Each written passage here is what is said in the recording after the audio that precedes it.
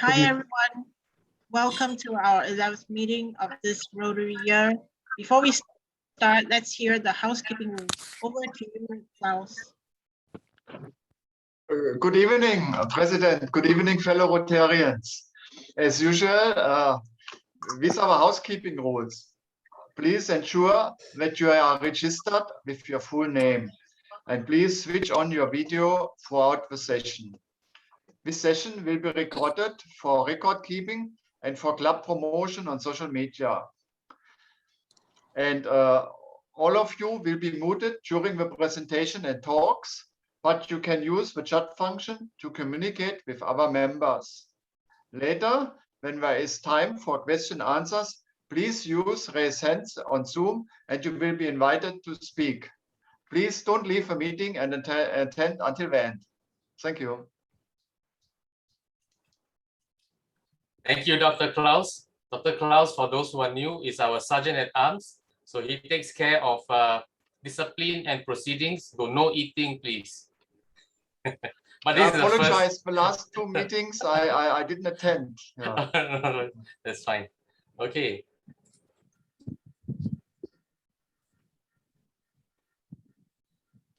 So going to the next slide. Okay. Can we have the Toastmaster, please?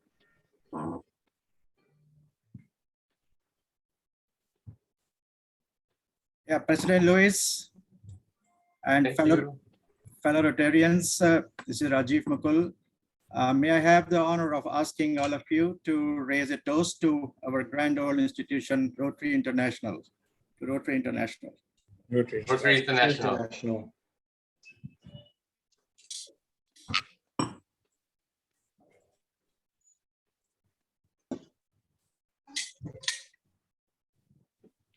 Next, we will have announcements.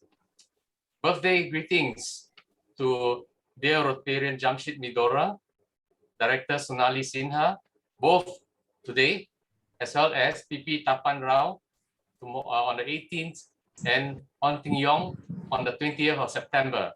We wish them the best of health and safety. Next, we have wedding anniversaries. Jeff and Lorraine Rojek for the 16th of September, Raj Selina Rajkumar for also 16th, and Sean and Michelle Lim on the 19th. Congratulations to all the three couples. Now I will touch on something which we had asked members to actually nominate. To put your names up. As we did not receive any names put forward, we have decided to nominate 4 Rotarians. As you can see that the criteria is that 4 elected members of the nominating committee must each have been members of this club for at least 3 years and have also been a board of director for at least 1 full year with no arrears in dues.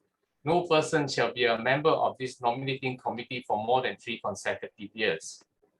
So we would like to thank the following Rotarians who have agreed to be in the nominating committee together with me, President-elect James Lee, and IPP Dinesh, and they are Past President Philip Leong, Past President Tan Chin Yap, Past President Jimmy Wee, and Rotarian Joseph Chia. I thank them for their willingness to come into this committee. Thank you very much.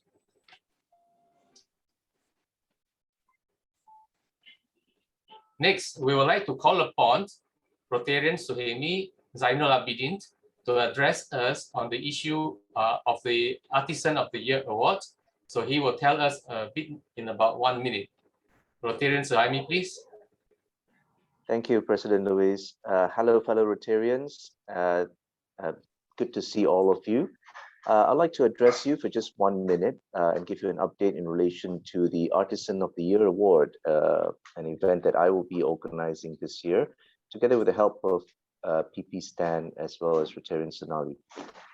We are at the early stages of organizing this event. The award is usually given out towards the middle of the year, so next year. So just a quick one. Typically, we would gather together Rotarians, maybe 2 or 3 of us, to organize this event together. In the last year, we awarded the Artisan of the Year award to Stephen Lowe, who specializes in clay making. Someone who's been doing it for 30 years and does a lot of community service work, including teaching elderlies at the St. Luke's Elderly Care Center on the skill of clay making. I would like to call on Rotarians to express interest to help me organize this event for the next couple of months. I promise that it's going to be an exciting and interesting journey as we continue the tradition of giving away this award. It's been something that Rotary Club of Singapore has been doing for the last, I believe, 8 years. I will send across some further information to all Rotarians on this event, and please feel free to reach out to me or Rotarian Sonali should you have an interest. Thank you, President. Thank you, Rotarian Sohaimi. And just to share a little bit more, would be that the Artisan of the Year Award recognizes the contributions by people who are using their crafts to do good. So that is a signature VSC, Vocational Service Project. The other one would be the ASME, Rotary ASME EYA Award, which we'll talk about next time. And that's another signature project from VSC. And next, we will, Cedric, are you ready? Okay, so may I ask President-elect James Lee to do the introduction, please.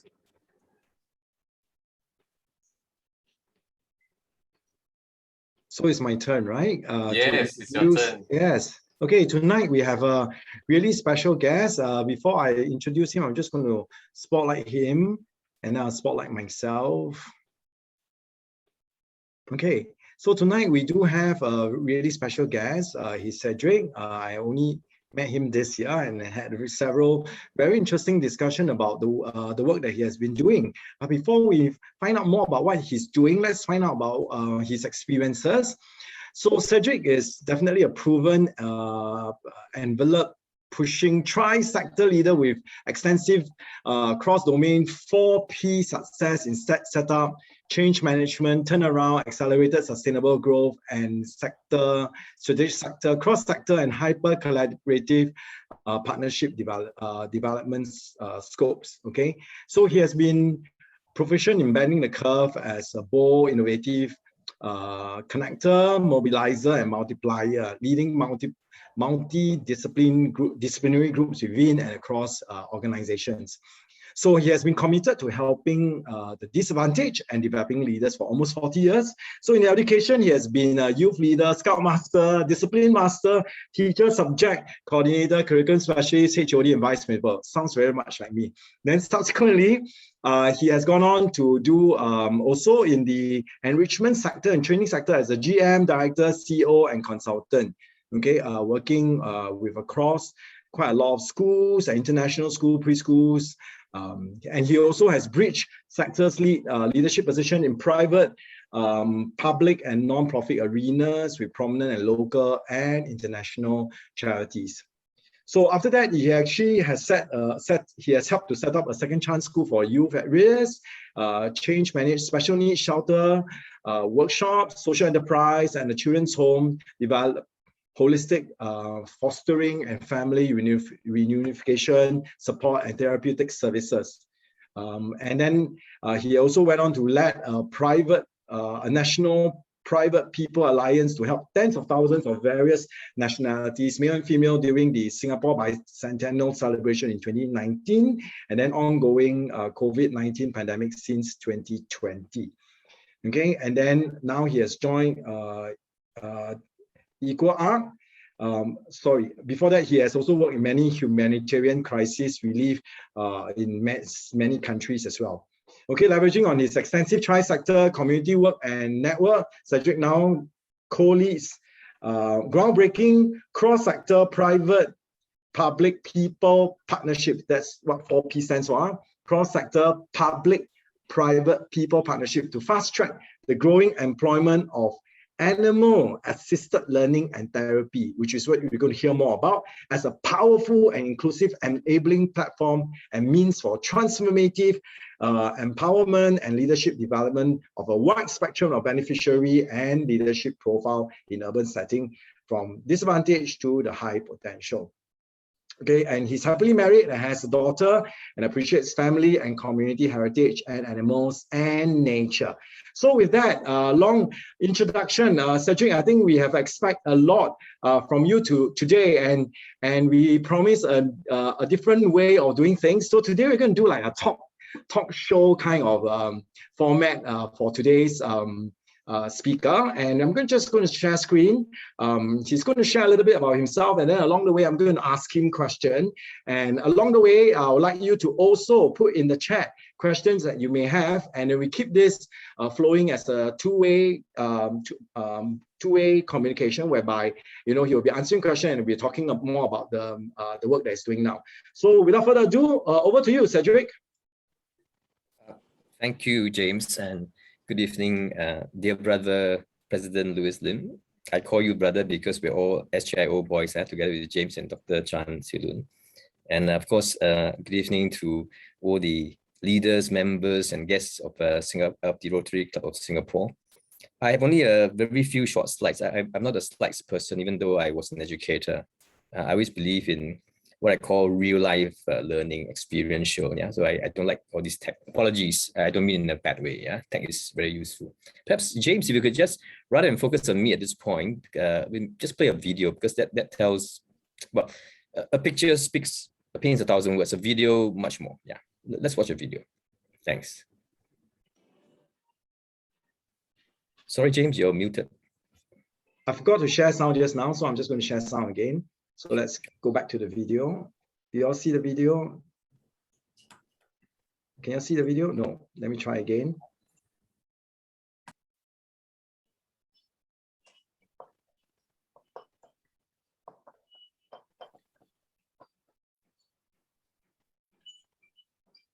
Can you see the video now?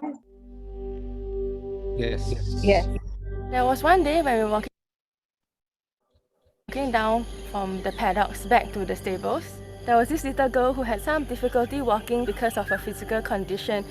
Costera, the horse that she was leading, actually took notice of that and slowed down her pace for the little girl. It's just very amazing how the horse can actually show more empathy than most people in her life. That's why working with therapy animals is so powerful, because many beneficiaries come in with relationship issues. When they work with the therapy horses, they develop skills to help them mend the broken relationships. We actually don't focus so much on our beneficiaries' issues or problems. We actually bring awareness through the horse's behavior. Horses are very sensitive animals. They won't hesitate to let you know when something is wrong. Our beneficiaries will actually think, what can I do differently? We believe that every individual has the best solutions for themselves. We had a Sec 2 boy who came to us, and he actually lacked a bit of self-esteem. He had to wear a sweater every time he goes out, but we got him to lead the horses here, and eventually he gained enough self-confidence he could actually lead independently. He revealed to us that it was only after the program that he is able to, put on normal clothing without having to cover his body. It is important to provide for the social and emotional needs of the seniors, and unfortunately many seniors don't have a say in their individual care plans. That's why long lining is especially important, because they get to make decisions for themselves. Mr. Tan is a wheelchair-bound beneficiary at Equal. He was so excited about long lining that he actually stood up during the activity. It was heartwarming for us to see how the program actually motivates and empowers him. At Equal Art, we believe in valuing every individual. The focus really is about every person, every horse, and every story. What we do here in Equal is that we give them a new lease of life. The horses are essentially a reflection of the beneficiaries, and through the horses, they find value and meaning in their lives.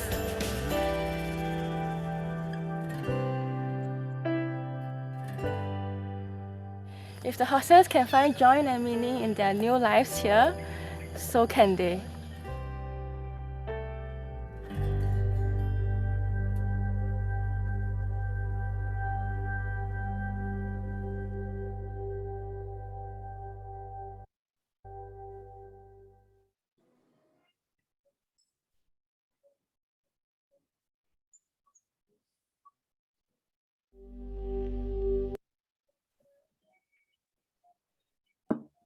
So Cedric, yeah, it's such an interesting video. Tell us, how did this whole Eco Arc got started?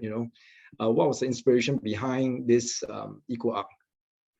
Well, it was started in 2011 actually as a community engagement program of EFS. That's the Equestrian Federation of Singapore. The then president of EFS, Dr. Melanie Chew, started the program. Eco Arc at that point actually stood for Equine Assisted Learning, that's equal, and ARC for At-Risk Kids. So obviously it was the partnership with horses to help at-risk kids, and it was a great success, huge hit. And then by 2015, it was incorporated then as a company limited by guarantee, and then a registered charity with IPC status. Yeah, so that's how it was started. Wow. Of course, now we've gone beyond at-risk kids. There's a whole range of beneficiaries, elderly, special needs, and so on. And we're working with cats now, and soon dogs as well. Okay, so it's just not just horses, cats and dogs as well. Okay, that's interesting. Maybe you tell us, start by sharing with what are the programs that you have at Eco Arc. Oh, very quickly. You have just seen it in the video, what it's about, but maybe some details here. We can skip this, I think. Sorry, these are just some information. You can go to the next slide where we have the pictures, the more interesting things. Sure. Yeah, this is the one. So the pictures here, you see at the left, this is what we call a horsemanship module. And that means we work with beneficiaries to care for the horses. It could be meal preparation, feeding, grooming, showering, and so on. Now, why is this useful? Because when they do this, they do it in teams, whether it's a family or class, they do an activity where they're caring for a living being. And that kind of interaction has a special dimension to it that's very different from your classroom learning or your senior activity, kind of daycare center, kind of, physical training. It's very different. It's much more holistic. So when we do this, what we get is that there's a learning through areas such as effective responsiveness, effective involvement. That means that the feelings are involved. So it's not a cognitive thing. It's not something that's merely superficial. It goes deeper. And of course, you need to communicate very well to do this, right? Because you're working with a living being and you don't know how to do it for the first time, right? And then behavioral control, you need to control yourself, especially if you have issues with anger management or socialization issues and so on, right? So, but through a very subtle way and very enjoyable, horses are lovely animals, beautiful animals. You learn without realizing you're learning. You correct yourself. We don't correct you. The horse helps you to correct yourself without realizing you're growing in that area. Very beautiful. There's a whole science behind it, of course, but we won't go into that now. Yeah. Next module, horseplay model. So as the term suggests, we play the horses, right? So you see the picture in the middle, small little picture. Right? So this is an example of, if I'm not wrong, it's across the river, if I'm not wrong. Right? So basically we play games with the horses and you have teams and so on. So again, similar to the horsemanship model in that sense, there is interaction, but this is more a play type of interaction. And there's a specific end to the end goal to the activity.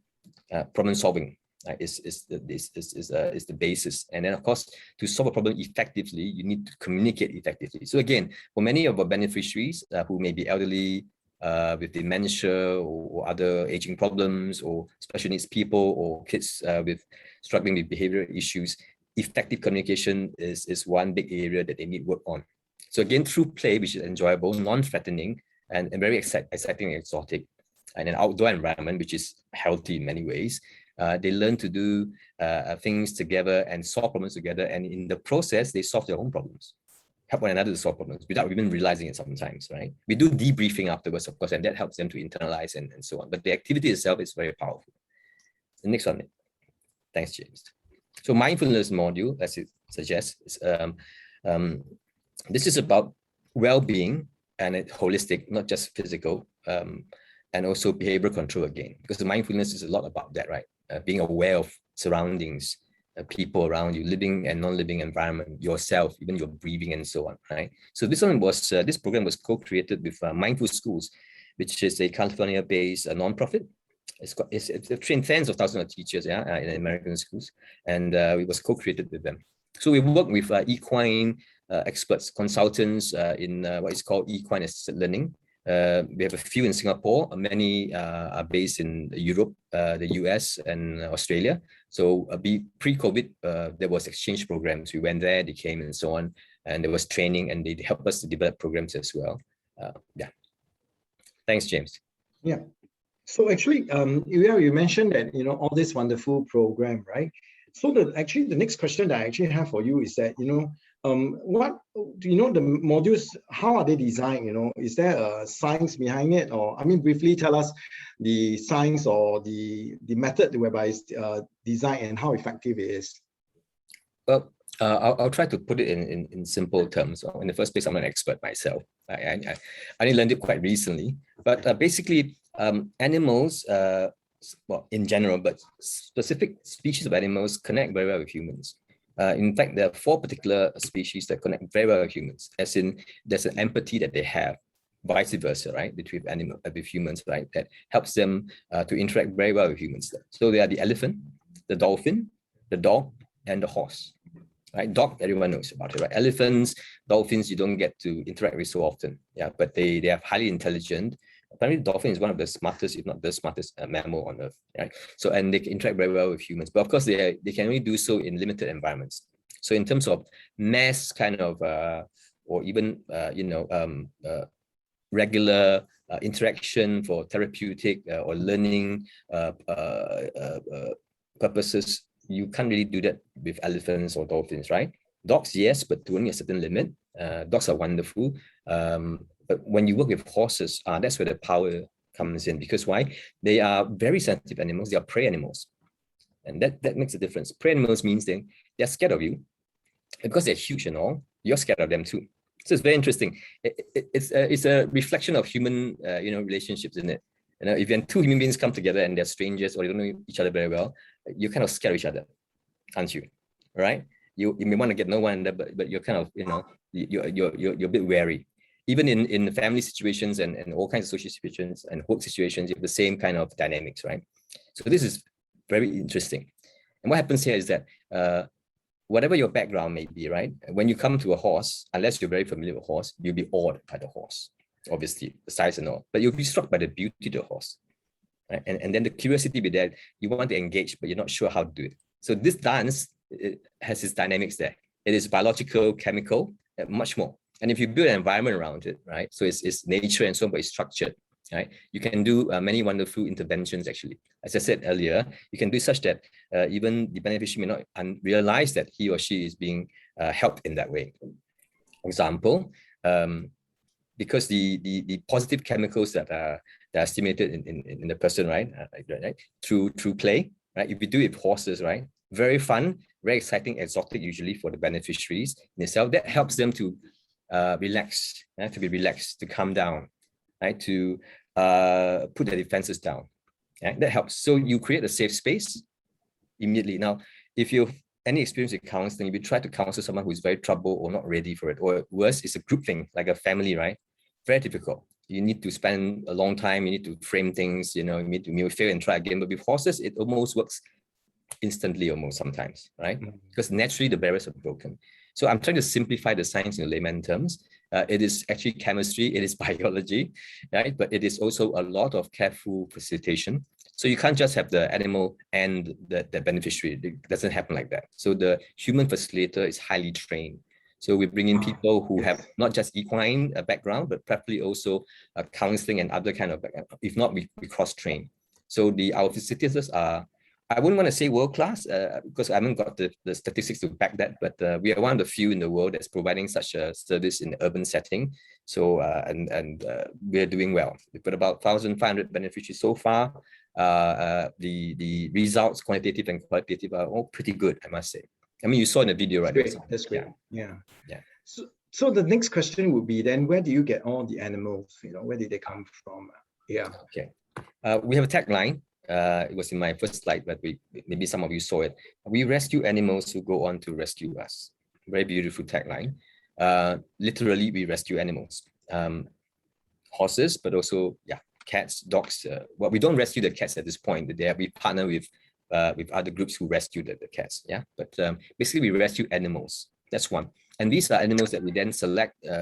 We choose them based on the suitability to work with humans, because not all can. They're too traumatized, they can't do it, right? So we do that. So they're rescued horses. About 300 horses are put down every year in Singapore, out of about 2,000 plus. So that's a big number. We only rescue a few so far. We've got 16 horses right now. 10 are large ones. 2 are thoroughbreds, X-race horses. The rest are ponies, except for 2 which are farm horses from Germany. If you know, Animal Farm, Boxer, the big horse, yeah, farm horse, like a cow, right? So we have that. Then we have 6 very cute miniatures, the smallest horses in the world. They were not rescued per se, but or you could say we rescued them in advance, right? From the US, we brought them in. They worked as show horses, pulling carts, selling sweets, and so on. But eventually they be put down. Yeah, so we kind of rescue them in advance, if you like, and now they have a second life, all of them, and they, I think they enjoy it, yeah. They animals are like humans. They express their emotions, or you can tell after a while, and they're having a good time. Example: a horse in the wild will never lie down to sleep, right? Because why? You're a prey, so you are on your feet. You sleep on your feet, and then you run when you need to. In our stables, they lie down, and you don't often see that. Yeah. So yeah, it's fantastic. I think immediately I had a hand raised. And that's our Utam. You got a question, Utam? Yes. When you talked about rescuing animals such as horses, where are you rescuing them from? Okay. Are they the racetracks, or are we getting them from riding schools? Or I'm involved with something called the Riding for the Disabled, which is also an organization that caters to helping the disabled. But where are you finding these animals from? I can understand dogs and cats, of course, probably not your main focus, but horses, for instance, where are you getting them from? Thank you, sir, for a very good question. By the way, I assume you're referring to RDA, Riding Association. Exactly, yeah. They are our neighbors just down the road, actually. Yes. And together we provide to Singaporeans and friends of Singapore a range of services. RDA specializes in working with the disabled, as you mentioned, and through riding. We work with those who are not disabled, but they can, if they want to come to us, work with those who have other needs, emotional, social, mental, and so on, right? So we do that. Now, to the main question, where do we rescue them from? You mentioned 2 spaces: the racing arena or space, and riding. Actually, both. Not specifically riding per se, polo or equestrian sports, because all horses will age. That's one. They get injured. They get sick. Right. So when the time comes where the horse may be deemed to be not able to function at a level that's required for their purpose that they've been brought in for, because we don't rear horses, we bring them in, right? We buy them. Then they may be put down sometimes. In some cases, they may be sent to the equivalent of old folks' home, right? Maybe in Malaysia and so on. But in many cases, like I mentioned, 300 of them are put down per year. So instead of putting them down, why not, give them a second lease of life with us?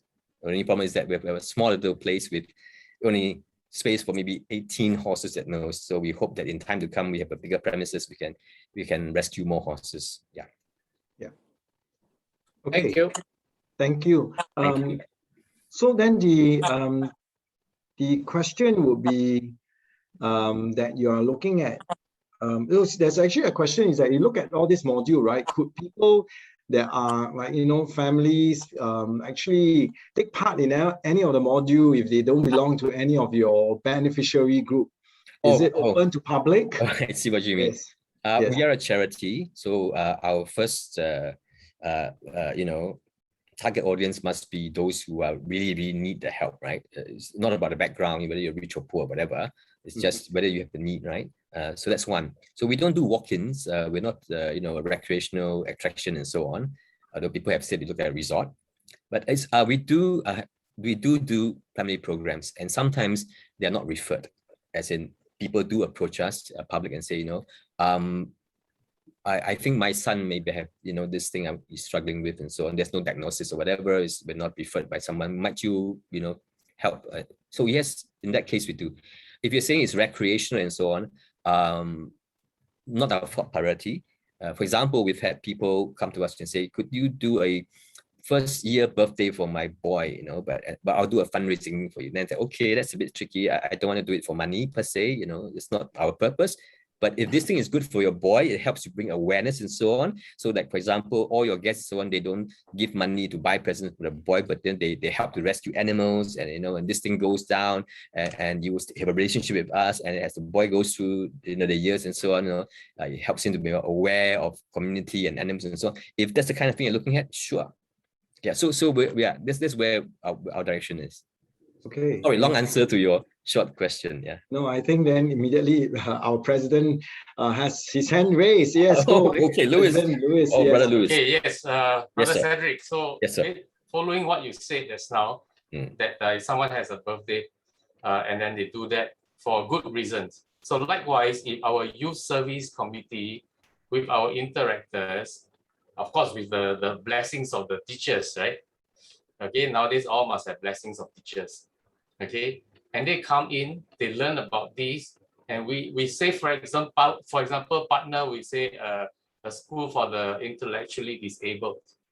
Will that work? Sir, very good question. Actually, we are already doing such things. Already, we have just begun to do this thing. We're going to partner with Boys Brigade, for example, maybe Girls Guide soon, and say, hey, we're aligned, we're helping people, right? Just doing it different ways, right? And if your boys and their families, etc., could work with us, you can be volunteers or facilitators, etc., why don't we do this? Whether we bring people to our premises, or if possible, we bring horses to various premises. We have miniatures who can travel well, for example, and later we have dogs and so on. So yes, actually, I was going to suggest interactors, Rotaractors, Rotarians, your families, friends, please, because this is a very powerful, very powerful and little known resource that we have, working with animals, not just horses, animals, because why? Most people are comfortable with animals, whatever your profile. Well, maybe some people are more comfortable with birds and some more with dogs, but you can find an animal that most anyone is comfortable with. It connects people, right? It helps. Seriously, it does. So even if there's no structured program, there's no therapy, clinical work involved, it's just an engagement. It's a very powerful engagement. It actually breaks the ice, it breaks barriers. Very, very powerful. That's why we're beginning to work with various parties to do this. This is an evolution in how it's being done in Singapore. Of course, it's not new in the States, in Ireland in particular, in Europe. It's been done for years, just that it's been done in rural and semi-urban settings, not in urban settings usually. So one of the few in the world that's doing that now. So long answer again, but a big yes. I was an interactor, for those who don't know, SJI. Brother James read my very long bio. Sorry, apologies, it was so convoluted because one of my staff asked me for a detailed one. I gave him and I sent that one. I should give him a short one. Apologies again to everyone. I don't want to sound like I'm being someone likes to blow my own trumpet. But Interact Club started me off on doing good, seriously. It was around that time, I think, I don't know, 13, 14 years old, SGI. Yeah, and that was around the time that I did my first real humanitarian kind of work. Boat people in those days, they were Vietnamese boat people. Yeah, it was not an Interact Club thing, but because of the kind of work I was doing, I was comfortable with that. And I went with my sister, my elder sister brought me to this thing. My first real wow. So it's been about 40 years plus, I'm in my early 50s now and I've not turned back. It's like, wow, this really changes how I do it. Apologies, I didn't continue as an interactor or Rotaractor. I was lured away by chess. I went to chess, played for nationals, and apologies about that. But I'm like by association, if you like, right? I've never left in that sense. Yeah. Thank you very much for this. Thank you. Yeah, for this. Thanks, President, for asking the question, and then thank you, Cedric, for opening it up to Rotarians, Rotaractors, and Interactors. I think this is an opportunity we can all hop on and to experience that. But the next question will be then, based on what is the current situation. I think a lot of us will be wondering with COVID, then how do you run your program given the current measures, and the measures keeps changing as well. So how do you run your programs? It is challenging because we work with different profiles, right? So for some, like the elderly, for example, they are not allowed to come, and we can't go there. So obviously, that is something that is an issue. Yeah, but there are also elderly who live alone. yeah, or live in their own houses and so on. For those, we could bring dogs there. Yeah, with all SMM observed and so it's possible. Just for those institutions, it's a bit challenging at this point, but the time will come and be lifted. What we're doing now is virtual, not as good, but we do videos and all. It can be exercise videos with horses, and then the old people look at it and they feel very good, and then the nurses or assistants there help them to do exercises. So it's like exercising with the animals, if you like. So our staff do that. So we make use of technology as well, but it's nothing beats the experience of real life animals and interaction. So at the right time, we will bring miniatures to them if they can't come to us, if that's allowed. Yeah, we've been approached by Kutik Park Hospital through one of our dear friends, Dr. Stephen, and eventually we might be able to do it. But now because of COVID, again, we stopped for a while. So for those who are not institutionalized, it's easier. For those who are, or like schools and so on, they're being more careful. So what we're doing is we're working with individuals or families that have more freedom to work with us. So for example, we've got people who say, can we come and just visit and do one-time program with you, which is not what we normally do, It's an introduction, I say, yeah, why not? Then you get, this leads to further things down the road. So all these are possible. Yeah. I just want to mention that, one of our interactors actually did a program whereby they filmed cats at cafe or the old folks home, so that even though they cannot go out, but they can actually see a video of how the interactors were interacting with the cats at a cat cafe. So it looks like we can actually do another video with you and, bring it into one of the old folks home that they are serving on a weekly basis. Yeah. Oh, definitely. Yes, I see a question from PP Stan. Go ahead, PP Stan, ask your question. Yes, thank you. Thank you, James. Cedric. Yes. I agree with you that when you look at the horse, it's magnificent. But when you step and when you get on the horse, it can be quite frightening because it's quite high. I had the misfortune of riding on a horse, and I had the misfortune of knowing that it's a very dangerous animal. The horse turned around and bit my leg. It just turned around and bit my leg. It ran off, and I was lucky I hung on. But I saw somebody else fell, and the horse was just kicking. So I'm just thinking, back on this, that you're having some disadvantaged people coming to interact with the horses, and I don't see them wearing any helmets, because the horse can at any time just, I don't know what happened, they can be spooked by something and they'll react. So what kind of safety do you have put in place, for the... Andre, how are you? This is Pubutu. Thank you, sir. That's a very good question. Well, first of all, it's about the selection of horses. We pick the horses. Well, in the first place, we rescue them, so to speak, right? They are usually the older ones and injured or ill and so on. So they are different from when they were in their prime. So they are not as, how to put it, not as vigorous, not as aggressive, simply because of the point where they are in their life. That's one. And secondly, we choose them for the temperaments. So not all horses are suitable. Just because they're older doesn't mean they're suitable, right? If you're an old race horse, your instinct is still there. You're very competitive, right? So we are very careful about that.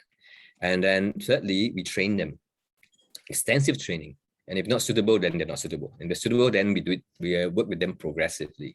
And of course, obviously, we've got to have very experienced, very good horse trainers. So we have ex-jockeys and other people who have worked with horses for decades, who work alongside those who may have fewer years of experience with horses, but of course are very good facilitators.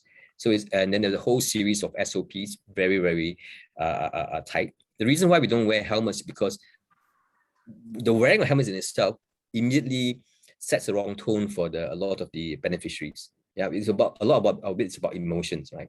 So when they feel that they're put into a very controlled kind of a situation, immediately there's a reaction. So actually that damages, even before what we do anything, it damages the relationship that they have with the horse and us immediately.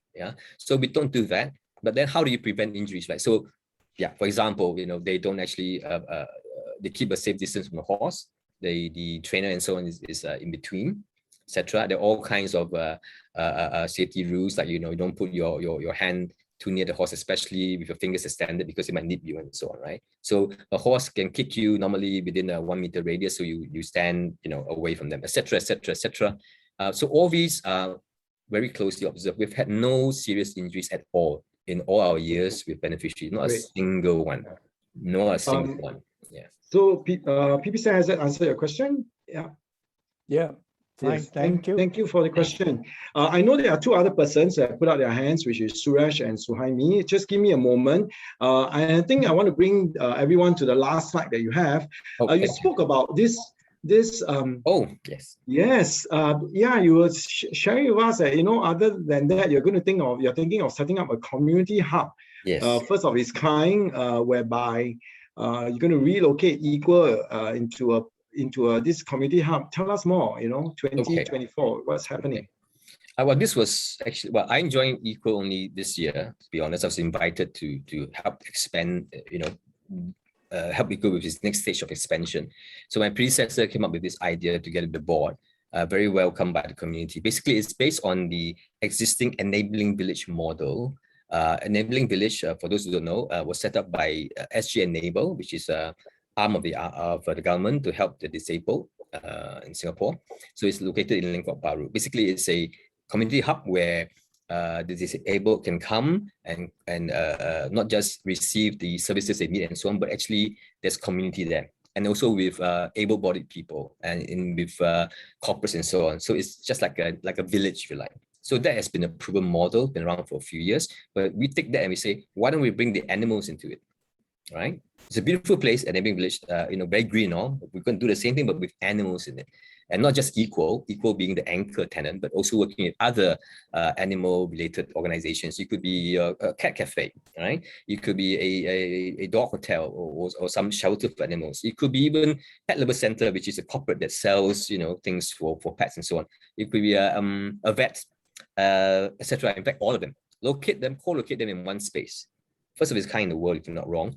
And furthermore, take a leave from enabling village and put and invite community partners to be there. So we've got in principle agreement or approval from St. James Kindergarten there, St. Andrew's Mission Hospital, a senior activity center, Meta, a center for special needs, and maybe Minds and others. So you have two community hubs, two communities located in this hub. And then you have the corporate component. It could be Sheng Siong, NTUC, McDonald's. Why? Because you want it to be inclusive. You want it to be very real, not the clinical environment, right? Open to the public. Anyone can come in, right? And enjoy this. So we're looking at this model. We've identified a number of schools. One in particular is in Tiong Bahru. Those who might know, is next to Tiong Bahru Park, next to Gan Sing School. Lovely old school building has been refurbished by government. It's holding a potential care facility for migrant workers if there's an outbreak again of COVID-19 amongst them. So in 2024, we hope to relocate there and expand Equal basically and do this wonderful work. Very interesting idea. So let's get to Suresh's question. I think in the interest of time, let's have this question from Suresh and Suhaimi. Suresh, what's your question? Yeah, Mr. Chew, you mentioned that you get the sick, old, and these injured horses. You acquire them from these racing clubs, polo clubs, and riding clubs. But when you say you acquire them, do you pay for them, or when you rescue them, are they given free? Then how do you manage your maintenance? For rescued horses, directly rescued horses, not those that we purchase in advance. In advance meaning that they're not at the point yet we need to rescue them, but soon they will be. They are usually given to us free or token like $1 or something, because otherwise they may be shot, put down actually. So we take them from the owners. But maintenance is expensive. It's like having a car. So we've got 16 big cars and 10 big cars and small big cars, so to speak, right? 10 big horses and 6 small ones. Expensive, 1,000 to 1,500 easily per month for one horse, assuming it is she or he is fairly well. So otherwise, medical costs may go up. Yeah. Did I answer that question? How do you get funded?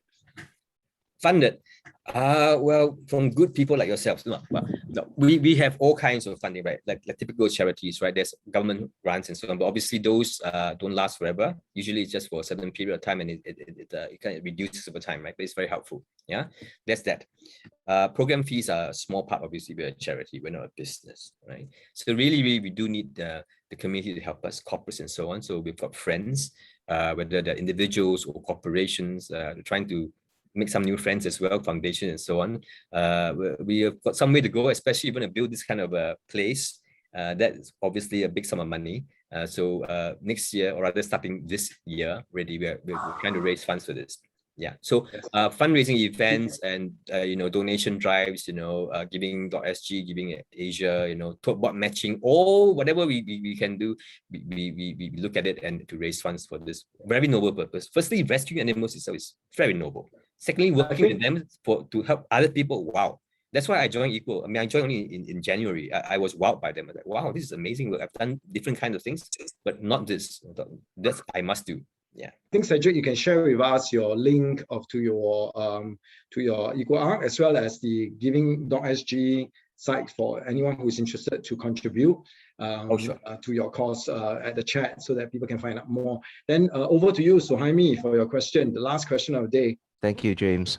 Cedric, very inspiring talk. I just had a quick question. I've been looking at this pet therapy, concept being introduced to a couple of different places, like halfway houses and all that. Yes.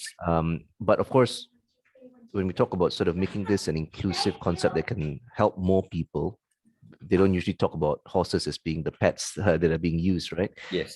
So more people talk about usual household pets, cats and dogs. And I'm wondering, do you think that there is a big differential, right? Obviously, horses are great, majestic, wonderful animals, but not as accessible, right? You need to be site specific. You need to go to your place. But if it's just cats and dogs, do you think it's any lesser in terms of effect? I wouldn't say it's lesser. It's different. Some will say it's lesser, but I would say it's different. For example, we start with cats. Cats are not intuitively the animal you would want to use for therapy, because they seem too aloof, right? It looks like you got to take care of them rather than the way around, right? And so on. But actually, that is something that is very useful. For example, we work with cat cafes and cat shelters, cat and dog shelters, where we bring special needs beneficiaries there, right? For the purpose of socio-emotional wellness enhancement, but also specifically for employment and employability possibilities. What do I mean? With COVID-19, traditional sectors that employ the special needs are hit very badly, and they can barely take in, able-bodied people, much less the disabled or special needs people, right? Example, retail, hospitality, F&B, right? Cleanliness, sanitation.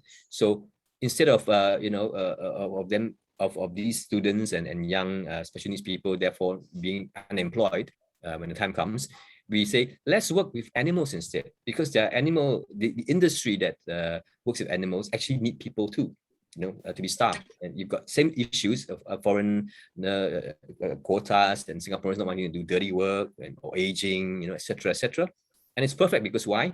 Animals are less fussy compared to humans, right? Whether it's food prep or cleaning or whatever, it's easier to do.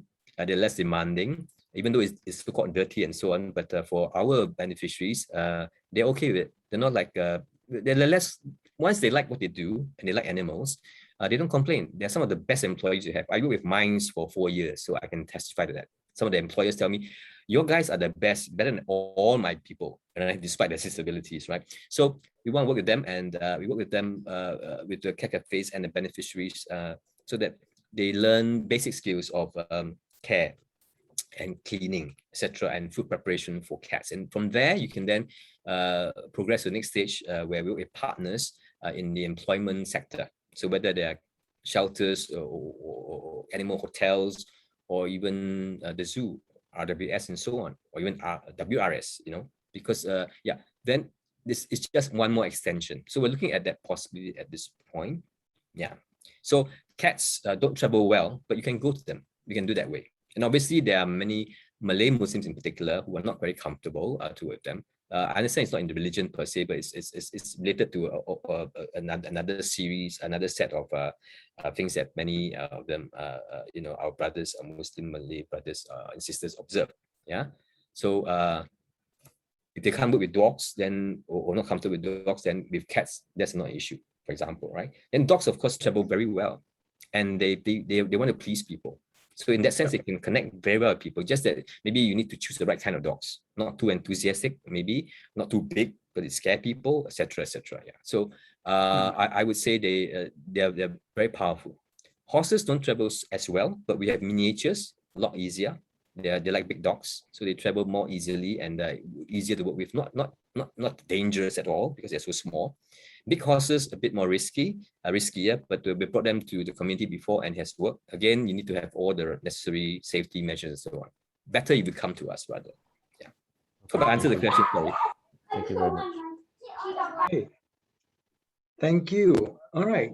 So that leads me to ask you, in a very short, in a few sentences, what would you, say that how Rotary can partner EcoArc or maybe what you foresee EcoArc will be in the future?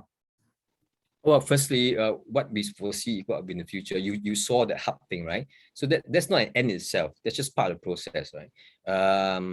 We're looking at helping, advocating and helping the animal-assisted learning and therapy sector to grow, because it's now COVID-19 is a bad time, but it's also an opportunity for this sector to be highlighted, because animals are now worldwide, right, sought after for the obvious therapeutic benefits they bring, right? But that's a informal, amateurish way to try to get that kind of comfort and so on. But we do it professionally, which is what we've been doing for so long. Do it structured, and then do it with partners, government, corporate, and community, including Rotary Club and so on. You can do it much more powerfully, right? That's one. So we're trying to do that. But for it to work, it has to be systematic, it has to be strategic, it has to be a partnership, collaborative model, which is the in thing now anyway. If you don't do it, you basically die slowly, right? You have to work together, whatever your organization may be, however big or small you may be. So that's our approach. It's a partnership approach. It's tri-sector or 4P, what we call it. It is strategic. It's not one-off. We're not asking you, please give me money. Not that I don't want your money, but we're looking far beyond that. We say, hey, we own the earth together. We share this together. You are where you are, I'm where I am. We partner together, we work with the third person. Wow, we can have a win-win-win, I call it. You win, I win. Rotary Club wins, your interactors, Rotaractors win, so that's equal. But also the third party, whoever that is, the beneficiary, the other party we work with, so it's a win-win-win model. So I'm looking at that really. And if you look at that, really, there's many things we can do, because with animals, you can hit any profile of beneficiaries. We even do corporate training. We're doing corporate training. People are coming to us and say, can you do corporate training for my guys? They're okay, but I want to be better. I don't just do the Anthony Robbins and all the other usual stuff. Can I do this with you? And we say, yeah. And it's like, wow. I'm not joking. They're saying, wow. And ED said to us, my managers for the first time ever were able to confront me, and be vulnerable. First time, despite all the other training, never. But this time, after like 2 sessions with your horses, it happens. Like, I'm amazed. Can I have more of this? But we're not built for that at this point. Yeah. Sorry, again, a long answer to a short question. I'm looking at partnership, collaboration at a deeper level with your organizations, your sister, brother organization, but also individuals and your corporation and your network. I'm a multi-network guy. I'm very thick-skinned. Not for myself, because we need to do this to help as many people and animals of the earth seriously as we can.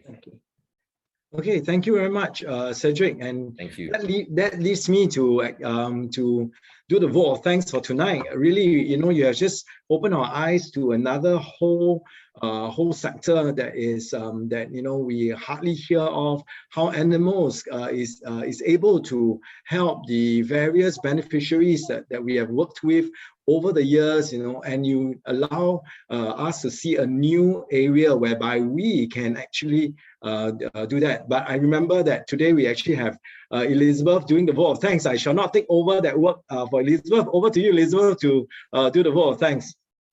Thank you, James. Thank you, Cedric, for taking the time to share with us this evening on this very meaningful and very noble mission of EcoArc and the meaningful work that your organization has done. So just by listening to you, the stories you have and the pictures you show us, I personally am very touched. So I can imagine how your beneficiaries would have felt, or would have benefited from the programs that you have. I found this statement on your website by Mahatma Gandhi that says the greatness of a nation and its moral progress can be judged by the way its animals are treated. Yes. So I find it very heartening to learn that your organization is rescuing the animals, taking care of them, but not only just that, you are also engaging them to facilitate meaningful and impactful emotional and mental health of your beneficiaries. So on behalf of the Rotary Club of Singapore, I'd like to thank you and Equal Arc for this great mission and for the great work. And we wish you all the very best in your future pursuit of the mission. Thank you. Thank you. The pleasure is mine. Just a short note. You will note that although James asked if I would put a link for donations, I did not. It was deliberate. I don't want to do that. I don't want, sorry to say that, I don't want a one-off donation. I want people to engage with me. I want you to engage with us and say, let's go beyond that. The money can come. I always tell people, don't worry about money. The money is lasting. When your heart connects, it makes sense to you, your brain and everything, you're aligned, the money comes, that's not the main thing, so to speak, right? I think you understand what I mean. So that will come later. Yeah. Thank you, everyone. Cedric, this is Rotarian Kirti. You mentioned you were an interactor. I would like to welcome you to become a Rotarian with our club and inspire all our members. Oh, thank you, sir. Thank you, sir. Let me ponder. It's a great honor, but I will need to check with my board and all, Yeah. Okay. Proper, all proper, right? Can we just all unmute and give Cedric a round of applause, please? Thank you. And of course, seriously consider the invitation. Thank you. Our moderator deserves a round of applause as well. Yes. Thank you, James. Yes, thank you. And of course, Suresh, I was about to call upon you, but you beat me to it because I would like you, before we end, to say hello to our guests that you have invited. I don't know how many of them are there, but anyway, we had with us Anita Ganavarpu, who's an entrepreneur. We had Matthias Bogner, who's a musician. Then Daulat Bojwani, also a businessman. Chipin Lee was an ex-banker. Then Rohan Vaswani is from Godrej Property Real Estate. Jacqueline Ko from Prudential. Then Rupesh, Dr. Rupesh, our ex-Rotarian. And Vinesh Natali is from Mindheart and EPC company. Welcome all of you. Thank you, Rotarian Suresh. And Brother Cedric, thank you for joining us and giving this wonderful sharing. Pleasure is mine. Our hearts can be connected stronger. And hopefully in 2022, we will see some big collaborations. We will plan for it. But Suresh, get him the form. Yes, I will do that. Thank you, sir. Thank you. All right. Thank you, everyone. Thank you, everyone. So with this, I believe, Honorary Secretary, is there anything else that you wish to address?